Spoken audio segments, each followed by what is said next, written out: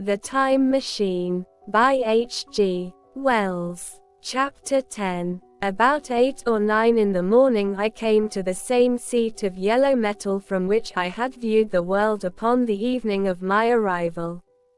I thought of my hasty conclusions upon that evening and could not refrain from laughing bitterly at my confidence.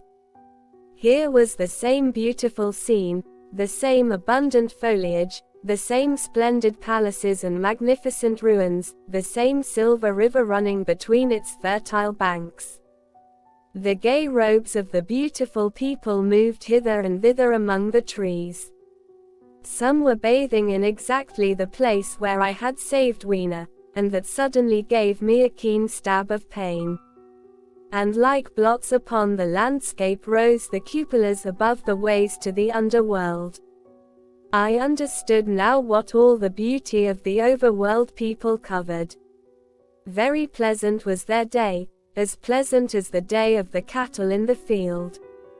Like the cattle, they knew of no enemies and provided against no needs. And their end was the same. I grieved to think how brief the dream of the human intellect had been. It had committed suicide. It had set itself steadfastly towards comfort and ease, a balanced society with security and permanency as its watchword. It had attained its hopes to come to this at last. Once, life and property must have reached almost absolute safety. The rich had been assured of his wealth and comfort, the toiler assured of his life and work. No doubt in that perfect world there had been no unemployed problem, no social question left unsolved. And a great quiet had followed. It is a law of nature we overlook, that intellectual versatility is the compensation for change, danger, and trouble. An animal perfectly in harmony with its environment is a perfect mechanism. Nature never appeals to intelligence until habit and instinct are useless. There is no intelligence where there is no change and no need of change. Only those animals partake of intelligence that have to meet a huge variety of needs and dangers. So, as I see it, the upper world man had drifted towards his feeble prettiness, and the underworld to mere mechanical industry. But that perfect state had lacked one thing even for mechanical perfection: absolute permanency. Apparently as time went on, the feeding of the underworld, however it was effected, had become disjointed. Mother Necessity, who had been staved off for a few thousand years, came back again, and she began below. The underworld being in contact with machinery, which, however perfect, still needs some little thought outside habit, had probably retained perforce rather more initiative, if less of every other human character, than the upper. And when other meat failed them, they turned to what old habit had hitherto forbidden. So I say I saw it in my last view of the world of 802,701. It may be as wrong an explanation as mortal wit could invent.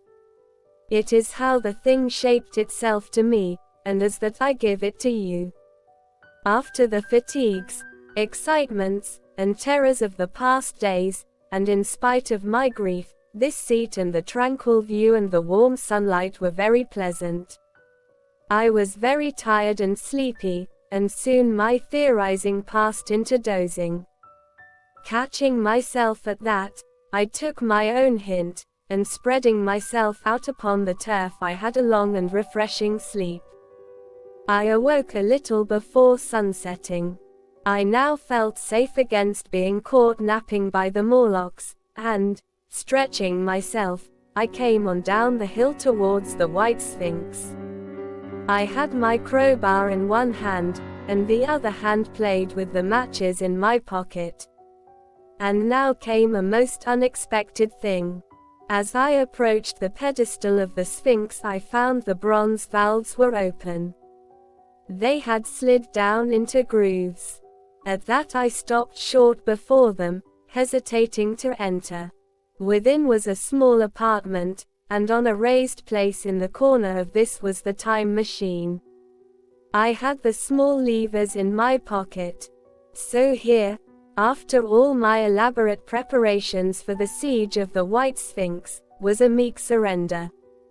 I threw my iron bar away, almost sorry not to use it. A sudden thought came into my head as I stooped towards the portal. For once, at least, I grasped the mental operations of the Morlocks. Suppressing a strong inclination to laugh, I stepped through the bronze frame and up to the time machine. I was surprised to find it had been carefully oiled and cleaned. I have suspected since that the Morlocks had even partially taken it to pieces while trying in the dim way to grasp its purpose. Now as I stood and examined it, finding a pleasure in the mere touch of the contrivance, the thing I had expected happened. The bronze panels suddenly slid up and struck the frame with a clang. I was in the dark, trapped. So the Morlocks thought. At that I chuckled gleefully. I could already hear their murmuring laughter as they came towards me. Very calmly I tried to strike the match. I had only to fix on the levers and depart then like a ghost. But I had overlooked one little thing. The matches were of that abominable kind that light only on the box. You may imagine how all my calm vanished. The little brutes were close upon me. One touched me. I made a sweeping blow in the dark at them with the levers, and began to scramble into the saddle of the machine. Then came one hand upon me and then another. Then I had simply to fight against the persistent fingers for my levers, and at the same time feel for the studs over which these fitted. Indeed, they almost got away from me. As it slipped from my hand, I had to butt in the dark with my head. I could hear the Morlock's skull ring, to recover it. It was a nearer thing than the fight in the forest, I think, this last scramble. But at last the lever was fitted and pulled over. The clinging hands slipped from me. The darkness presently fell from my eyes. I found myself in the same grey light and tumult I have already described.